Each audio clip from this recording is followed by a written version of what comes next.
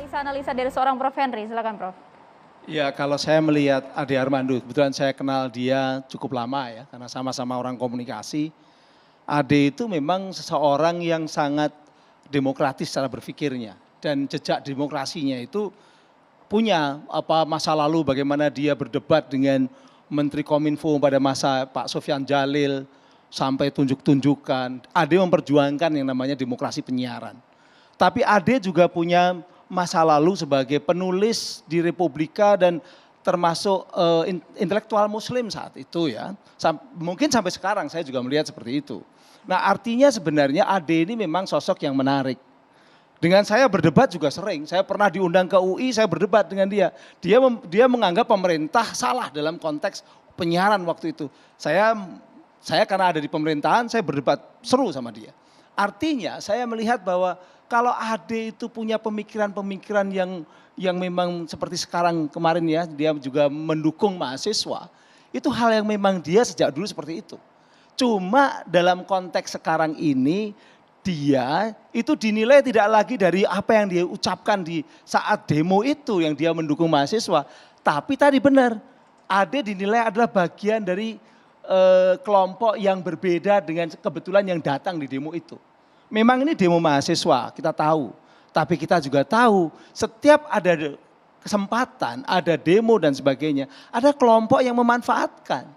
Dan itu jelas yang kemarin ada bakar-bakaran, yang melakukan kekerasan sama Ade Armando, dan yang boleh dikatakan yang justru merugikan mahasiswa sendiri. Karena dengan kasus Ade Armando, ini menyebabkan tadi esensi dari demo, dari apa yang diperjuangkan mahasiswa, itu kalah dengan keributan, kebiadaban, yaitu penganiayaan terhadap Ade. TV One aja yang dibahas Ade, bukan membahas tentang esensi demonya. Karena apa? Memang yang lebih menarik itu. Lebih dibincangkan masyarakat itu. Apakah memang komentar Ade ini dianggap sering membuat gaduh publik atau apa? Kok sampai bisa dibilang itu meluapkan emosinya ke Ade? Kalau namanya Ade dianggap membuat gaduh, yang menganggap gaduh pasti yang berbeda pendapat dengan Ade. Sama dengan Bang Novel juga dianggap gaduh bagi kelompok yang lain. Eko Kuntadi juga dianggap gaduh, mungkin saya juga seperti itu. Itu konsekuensi ketika masyarakat terbelah. Makanya lalu ada orang-orang yang ingin... Yang gaduh itu melanggar konstitusi, yang bikin melanggar. Hati-hati, mesti jelas, paham. Konstitusi apa nih? Konstitusi ini masalah ketuhanan Maha Esa nggak boleh, itu harus kita taat dulu. Yang Jangan dilawan dibawa-bawa. sama Ade itu bukan agamanya, tapi orang-orang yang menggunakan agama untuk panggung politik. Bukan, itu yang dari mana dilawan Anda sama tahu Ade panggung Armando. politik dari mana? Anda bilang husnuzon, Anda tahu hatinya Ade Armando. Anda mau lebih dari Tuhan, mau bicara dengan hati. Enggak, itu yang Hati dilawan urusan dengan Allah. karena Ade Armando Kita sama ini umat Islam memahamin yang zahir, yang apa yang tersampaikan itu dilawan yang kita sama Ade Armando hukumin. adalah orang-orang Dan yang jangan menggunakan lupa, itu agama luar untuk biasa tunggangan dahsyatnya politik, provokasi untuk demokrasi kepentingan Indonesia. politiknya. Kita berikan Bukan kesempatan soal dulu. agamanya. Ade Armando. Negara berketuhanan, hati-hati jangan bawa. Bang Novel ditahan dulu, Jangan habiskan dulu, bawa Prof. Henry. agama. Ade Armando yang tidak Sangat setuju. sensitif. Kalau agama dipakai untuk kepentingan-kepentingan politik praktis itu bukan hanya Ade Armando, itu banyak yang tidak setuju. Nanti Anda bisa cek. Kalau semua setuju tentu saja yang itu yang menang. Karena itu sudah dipakai dalam konteks politik di Indonesia. Tapi kan karena banyak yang nggak setuju, makanya yang menggunakan agama itu tidak menang dalam konteks nasional. Kalau di Jakarta Ini memang kita menang. kita merujuk ada dari jurisprudensi yang tidak ada. setuju itu Ini jurisprudensi yang banyak, ada begitu ya. berdasarkan apa dasar-dasar hukum yang telah dilaksanakan sebelum-sebelumnya. Semuanya terjerat dan negara ini harus diakuin memang udah darurat penista agama, semuanya masuk ke sini. Nah, ini harus ditertibin, diselesain dulu. Karena ketika zaman Soekarno kan saya bilang berkali-kali boleh dikatakan hampir tidak ada. Kelompok Zaman Anda Soeharto itu cuma ada selalu Arswendo, menstempel Arswendo orang Widodo. yang tidak mau agamanya dijadikan tunggangan politik sebagai penista agama. Itu tunggangan selalu politik kelompok Anda adalah- seperti itu. adalah Selalu daripada- menstempel orang Nggak yang ada, berbeda nggak bisa Anda dalam melihat agama. Masalah nilai agama itu ada di dalam hati. Yang enggak, Nggak bisa. Yang ditentang oleh Dan Ade kewajiban Armando dan kita ini banyak sebagai umat orang Islam harus adalah menyampaikan punya dalil-dalil jangan agama. gunakan Dan itu agama dilindungi sebagai Boleh bergantian tunggangan Bapak-Bapak? politik. Boleh bergantian Bang Novel. bicaranya? Mas Eko, kita tahan dulu. Kita tahan dulu. Ayat 2 dan ayat 1 itu. Bang Novel, harus kita minta jelas. waktunya ditahan Negara dulu, ini Bang. merdeka atas berkat rahmat Bang Allah. Novel ditahan Kita harus sejenak. jaga rahmat Bang Novel. Allah. Terima kasih Bang Novel. Gini, kalau politik identitas, ini Prof dengan hormat, kemudian Mas Eko, Bang Novel juga, politik identitas itu nggak bisa dilepaskan dari politik. Itu pasti ada. Bahkan itu digunakan juga kok oleh beberapa partai politik sebagai logonya. Jadi identitas agama itu dijadikan logo. Jadi memang tidak bisa dipisahkan antara identitas politik atau identitas agama dengan politik. Yang tidak boleh dilakukan adalah ada reward and punishment agama untuk politik. Misalnya saya tidak pilih Prof. Henry, saya masuk neraka, saya pilih Henry Satrio, saya masuk surga. Itu nggak boleh. Kalau ada reward and punishment itu nggak boleh. Tapi kalau politik identitas itu akan selalu digunakan. Nah, maksud saya adalah di sini, saya akan kembali ke konteks Bang Ade. Kalau kita nanti kalau bisa rekamannya dilihat lagi, secara komunikasi politik memang ada provokasi dari satu pihak dan satu pihak lainnya. Provokasinya kan jelas itu ada kata-kata buzzer, kemudian pengkhianat, kemudian Bang Ade juga merespon itu. Hanya saja memang yang sangat kita sesalkan, respon itu kemudian berubah menjadi respon fisik. Itu yang tidak boleh terjadi lagi gitu. Nah, apakah kemudian respon fisik itu baru terjadi hari ini?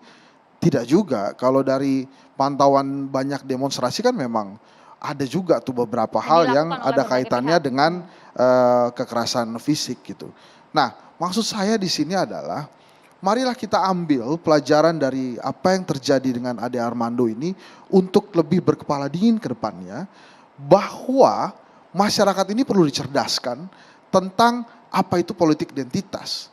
Jadi jangan kemudian bermain-main dengan hal-hal yang ada kaitannya dengan politik. Bayangkan saja Prof, sebentar sedikit lagi. Sebentar sedikit lagi. Mengalah pada Anda. Iya, abis ini saya mengalah kepada Profesor.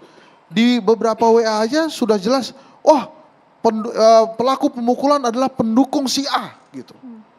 Nah ini kan langsung kemudian menjudge mendahului polisi. Nah itu yang tidak boleh juga dilakukan. Makanya saya apresiasi Kapolda Metro Jaya, silakan saja dijalankan. Sementara aspirasi mahasiswa ini harus kita jaga supaya 3 tuntutan tadi minimal itu bisa terlaksana. Terutama yang terakhir tuh, harga-harga yang poinnya ya Mas ya. Silakan, Prof. Saya selalu melihat bahwa yang namanya kekerasan itu the weapon of the weak. Dia senjata mereka yang lemah. Jadi mereka yang kalah, mereka yang lemah, yang frustrasi, yang tidak mampu untuk menyelesaikan atau memenangkan panggung dan sebagainya, biasanya menggunakan kekerasan. Karena memang itu seperti itu. Makanya ini kita harus kecam bahwa demokrasi itu justru merupakan mekanisme untuk supaya orang menyelesaikan cara-cara perbedaan berpendapat dan perbedaan kepentingan diselesaikan dengan cara-cara tanpa kekerasan. Mereka yang kalah ini menurut Prof. Henry siapa? Loh, itu teorinya begitu. Tidak perlu harus kita menunjuk, Anda juga bisa tahu. Tadi yang namanya politik identitas, kalau kita tracing politik di Indonesia, partai-partai politik agama itu nggak pernah memenangkan di dalam politik nasional.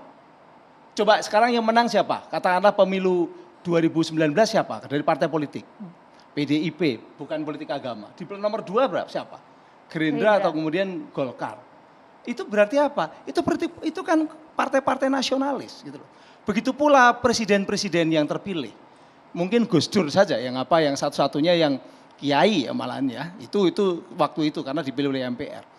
Tapi kalau lihat partai-partainya, kita lihat track sejarahnya, partai tertinggi waktu itu di era sebelum Indonesia reformasi itu ya Masyumi, itu tertinggi. Kemudian NU gitu. Tapi tetap dalam konteks itu pun dikalahkan oleh partai nasionalis PNI waktu itu. Atau Golkar setelah itu. Golkar kan menguasai, kan nasionalis. Nah ini adalah tadi bahwa politik identitas yang memang benar ada, tapi tidak pernah menang. Kalau menang, ini kita lihat ada apa kemenangannya itu. Apa yang berbeda dengan masa lalu. Jadi kita harus melihat sejarah politik itu secara lebih luas. Nah oleh karena itu yang penting dalam konteks demokrasi, kita kan semua komitmen demokrasi. Kekerasan itu harus kita musuhi dalam artian tidak kita tolerir. Saya nggak tahu, kalau saya Pak Aseko pasti menentang kekerasan. Mas Henry juga menentang, tapi nggak kalau tahu kalau Novel. Soal agama Prof. Henry, soal keyakinan itu yang sangat sensitif tadi kata Bang Novel. Keyakinan memang sensitif, tapi selesaikan kalau kita adalah bukan negara agama, selesaikan dengan hukum-hukum nasional. Nah, hukum nasional itu berbeda dengan perasaan yang kita rasakan. Saya juga seorang Islam. Saya dididik sejak kecil dalam sekolah-sekolah agama. Tapi karena saya belajar tentang persoalan-persoalan secara nasional, hukum dan sebagainya, saya tidak sensitif seperti itu. Bahkan saya tahu yang namanya orang dilaporkan menista agama itu tidak hanya yang disebut Bang Novel. Banyak juga. Banyak. Bahkan saya sering diminta Tapi untuk tidak tebang pilih tadi. Kan Bang Novel mempertanyakan, kok kesannya tebang pilih tadi. kalau saya sebutkan nama-namanya, saya Ini udah mengatakan krisis hukum, Prof. Ini harus diluruskan keadilan. Nah. Jangan tebang pilih juga apa yang disampaikan. nanti ustadz-ustadz juga Jangan. pada kena. Lebih karena banyak. karena ini udah karena kepentingan kayak politik. namanya Ini hukum. sudah mencikat politik. Hukum itu Orang-orang tidak politik boleh udah gak sehat. dipengaruhi. Udah, Bang ini Novel, udah kepentingan Bang Novel oligarki. ditahan dulu. Ini udah Hukum berbahaya. itu ini tidak udah boleh pesana. dipengaruhi oleh orang-orang yang hanya berdasarkan perasaan. Ini bukan perasaan, ini fakta hukum. Oke, kalau begitu Dan Bang kalau Novel, hukum, Bang argumentasi Novel, hukum, kita maka tahan dulu. jurisprudensinya Di- jelas. Di Jurisprudensinya pengadilan, jelas. bukan merasakan bahwa Kasusnya ini kena sama. dan sebagainya. Oke, kita akan dengarkan bagaimana respon dari Bang Novel. Kita akan jeda terlebih dulu, usai jeda. Sesaat lagi catatan demokrasi akan kembali untuk Anda.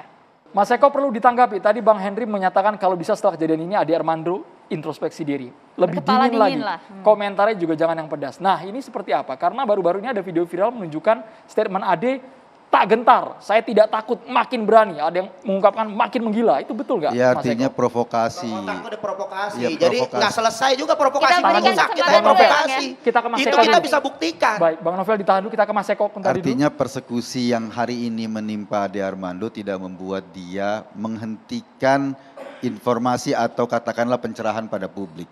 Itu aja. Jadi Ade Armando nggak akan mundur cuma karena dipersekusi seperti ini. Saya yakin itu. Karena saya juga mengenal dia yakin dengan apa yang dia lakukan, dia yakin dengan apa yang dia pikirkan, dan dia bertanggung jawab terhadap apa yang dia sampaikan.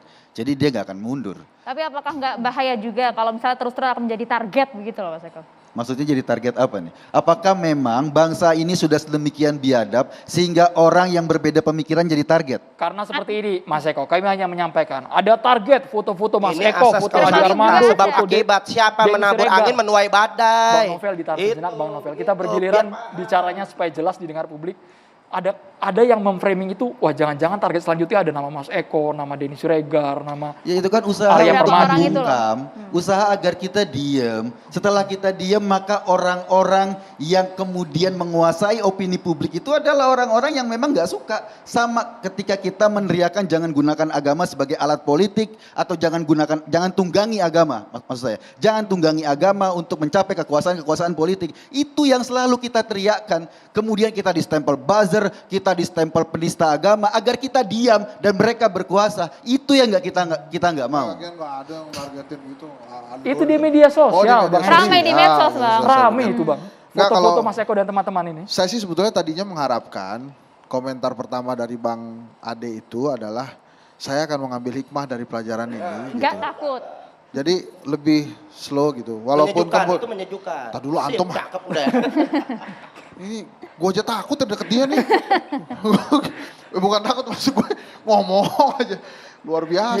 Giliran Bapak-Bapak. Ya, jadi Secara maksud saya bergiliran kita. kalau statementnya itu akan meredakan gitu. Walaupun saya paham juga pasti Bang Ade nggak akan berhenti di sini. Anyway, nah setelah ini kan kita menunggu nih proses polisi ya.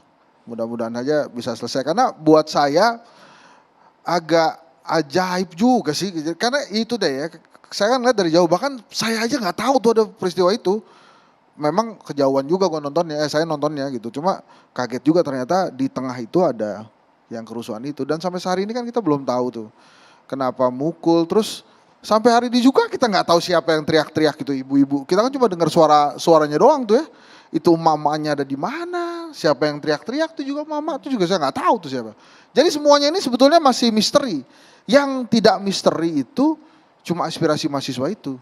Itu yang nggak misteri itu. Tapi kalau kasusnya Ade Armando menurut saya terlalu banyak misterinya gitu. Ya. Termasuk yang beberapa komentar Ade Armando itu memang betul. Kadang-kadang mungkin ada yang tersinggung, mungkin ada yang biasa-biasa aja, mungkin ada yang ketawa aja gitu ya. Tapi memang saya setuju kalaupun tersinggung tidak boleh persekusi kekerasan seperti kemarin. Ya komunikasi berbeda itu kan hal yang biasa. Tapi jangan diselesaikan dengan cara-cara kekerasan. Karena sekali ada kekerasan akan memunculkan kekerasan-kekerasan berikutnya. Baik itu sebagai balasan atau membiasakan mekanisme permisif. Jadi orang menjadi permisif. Oh, ade dipukulin, nanti gentian yang ini dan ini yang lain. Itu kan permissiveness namanya. Tapi juga oh dibalas. Nah itu bisa terjadi. Makanya memang yang namanya kekerasan ini harus dihentikan. Mereka-mereka yang terlibat, yang foto-fotonya ada di situ harus dibuktikan. Karena sekarang sudah mulai muncul yang namanya disinformasi. Saya baca di beberapa grup itu mengatakan bahwa pelaku pemukulan Ade Armando itu aparat katanya. Yang wajahnya pakai topi itu aparat. Berarti kan aparat sekarang yang dituding. Selesaikan, harus dibuka siapa orangnya, pelakunya siapa. Karena ini saya setuju kalau dengan Saudara Henry, Bung Henry, bahwa ini namanya sama ya, cuman beda. Bung Henry, Prof masih doktor ya, bedanya begini, kalau dia namanya mengambil hikmah, ini semua orang harus ambil hikmah. Apa Termasuk itu hikmahnya? Termasuk mahasiswa. Bahwa setiap ada demo mahasiswa selalu ada yang memanfaatkan. Kan bukan mahasiswa yang mukulin Ade kan, orang lain kan, saya nggak tahu siapa. Itu kan berarti ada yang memanfaatkan, maka hati-hatilah. Karena memang selalu setiap ada kesempatan, ada orang-orang yang mengambil keuntungan dan kesempatan di situ. Yang menggelar tikar mahasiswa, yang duduk, yang menikmati orang lain. Itu yang sering terjadi. Maka harus hati-hati. Sekali lagi hati-hati. Itu. Saya setuju itu, tapi satu lagi, kan ini ya Mas Eko, saya juga dapat tuh di media sosial, ini sekalian tanya temennya ya. Kan ada video yang Abu Janda, itu beneran Abu Janda gak sih? Yang nantang, mana katanya mau menggal saya gitu-gitu. Video lama itu Bang. Nah maksud saya, yang kalau begitu-begitu tuh, maksudnya langsung klarifikasi, bercanda kayak apa kayak gitu. Supaya kita tuh tensinya gak naik, jadi seolah-olah nantang masyarakat gitu. Kan ini nih udah terjadi ya, ini catatan jelek gitu ya. Mudah-mudahan adik-adik mahasiswa juga gak kapok ditunggangin begini gitu. Terusin aja perjuangannya. Tuh kan sangkanya ngomporin aja ntar. Tapi kalau mahasiswa emang tugasnya begitu, mengaspirasi. Dan kita-kita ini yang sudah lulus dari universitas harusnya memang lebih bisa dewasa dalam berpolitik gitu. Walaupun dari menyampaikan pesan maupun dari tindak tanduknya gitu kira-kira. Silakan Bang Novel. Bang Novel. Ya. Nah, kan gitu harusnya Bang, Kita silakan berikan gitu, dulu. gantian Bang gitu Novel. ngomongnya. Jadi Sopan kali ya. jadi kita melihat masalah wujud Islam rahmatan lil alamin itu kita sebagai contoh. Sudah terrealisasi dengan 2018 sampai puncaknya 13 juta orang. Nah itu kita menyampaikan aspirasi dengan damai, dengan sejuk. Jangankan persatuan, rumput aja kita jaga. Artinya bagaimana kita ini mewujudkan Islam rahmatan lil alamin, tapi juga kita nggak bisa untuk terus ditindas, agama dinistakan, kita pasti akan melakukan perlawanan. Tapi perlawanan kita insya Allah selama ini kita akan patuh konstitusi, prosedur hukum kita jalanin. Cuman sekarang ini harus penegak hukum harus betul-betul jeli. Untuk apa? Menyelamatkan negara ini daripada perpecahan, daripada pertikaian yang ada. Tegakin hukum, supremasi hukum harus tegak. Penistaan agama, ayo diprotes, diproses, kemudian juga harus terbuka, transparan, jangan tebang pilih. Termasuk Karena juga pelaku tebang kekerasan. pilih ini adalah provokasi juga, termasuk adalah secara tidak langsung provokasi. Umat ini sudah rindu akan keadilan. Umat ini sudah merintih hari-harinya dengan migor yang mahal, begitu juga dengan keadaan-keadaan yang ekonomi semakin sulit, kemudian ada kepastian hukum, masyarakat menunggu. Ketika sudah ini terjadi, masyarakat terpancing untuk bisa turun. Ini asas kausalitas, nggak bisa disalahin, ada sebab ada akibat. Tapi tanpa kekerasan kan? Betul, cuman kita melihat ini artinya semuanya harus menjunjung tinggi. Kalau tindakan kekerasan harus semuanya artinya mengedepankan pendekatan persuasif. Juga gitu aparat, jangan korbankan mahasiswa, jangan korbankan rakyat untuk kepentingan pesanan politik. Kalau sudah pesanan politik ini yang sangat berbahaya. Rakyat saat ini menjadi korban. Kita ini dari 2019 kita aksi damai, dipicu ada provokasi sampai banyak yang tewas. Begitu juga apa salahnya Laskar ketika itu nggak ada kegiatan apa-apa, cuman hanya jalan mengawal IB, tahu-tahu kok bisa dibantai dan dibunuh. Ini harus jelas. Tapi Mas Eko setelah kejadian ini apakah akan lebih ngerem Mas dalam berkomentar, dalam memberikan pendapat? Mengambil hikmahnya tadi kalau bahasanya Mas Eko. Saya selama ini juga nggak provokasi konten-konten saya. Saya akan tetap Masa sih, Mas, nggak ngomong provokasi, sesuai Mas? dengan apa yang saya Kalau pikirkan. saya lihat komentar-komentarnya itu. Gini, saya akan tetap ngomong sesuai dengan apa yang saya pikirkan karena ini berkah demokrasi. Kita harus memanfaatkan demokrasi ini dengan baik dan kita latih masyarakat untuk menghargai perbedaan dengan baik. Itu yang pertama. Kita ajarkan kalau kita takut dengan provokasi, kita beda sedikit, kemudian disebar-sebar fotonya ini target berikutnya, kemudian kita diam, ini akan berbahaya ke depan. Monggo silakan yang mau bersuara silakan, sepanjang menjaga konstitusi tetap jaga pluralisme, tetap jaga kebersamaan kita, tetap jaga hal-hal yang sifatnya keragaman, itu yang paling penting. Soal ada yang berbeda, monggo silakan. Bang Novel sering ngomong kritik bla bla bla bla, kritik balas, kan nggak ada apa-apa. Cuma cuit doang selesai. Problem kita hari ini adalah ketika suara dibungkam dengan persekusi. Itu problem kita hari ini yang terjadi pada Ade Armando. Dan Ade Armando dengan gayanya, dengan caranya menyampaikan pikiran-pikirannya juga. Tidak mungkin seorang doktor calon profesor kemudian yang akhirnya nggak jadi profesor, itu menyampaikan pikiran secara sembarangan. Barangkali cara berkomunikasinya berbeda, tetapi pikiran-pikirannya saya rasa cukup berguna buat publik. Saya pikir itu.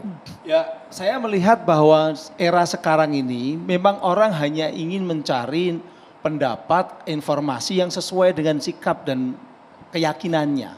Sehingga Ade misalnya dianggap provokator karena nggak sesuai dengan pendapat dan sikap atau keyakinan dari orang-orang yang berbeda. Jangankan Ade, saya juga dianggap kadang-kadang juga dapat komen-komen yang buruk. Itu hal yang biasa dalam konteks demokrasi dan ada pembelahan politik, ada keragaman, itu hal yang biasa. Tidak mungkin seseorang bisa menyenangkan semua pihak dalam konteks seperti sekarang. Makanya yang malah justru ada dua kemungkinan. Satu adalah dianggap kontroversi. Seperti Ade itu kan dianggap kontroversi. Mungkin Mas Eko juga dianggap kontroversi. Novel pun juga kontroversi sebenarnya. Mas Henry juga mungkin kontroversi. Atau mau dua kaki. Kadang-kadang kepalanya di sana, kadang-kadang kepalanya di sini. Kan kalau partai politik bisa dua kaki. Ketuanya ke sana, anak buahnya ke sini bisa. Tapi kalau pribadi-pribadi kan enggak bisa. Nah ini yang harus dilihat bahwa di era sekarang ini memang lebih sulit ya. Pada posisi apalagi berkait dengan politik nasional. Kalau ngomong politik internasional malah damai kok. Sama-sama katakanlah ngomongin Rusia sama Ukraina itu nggak ada masalah. Karena tidak terlalu keras begitu ya. Tapi kalau udah ngomong tentang Anies Baswedan, Ganjar Pranowo, atau Pak Prabowo, atau Pak Jokowi pasti ribut.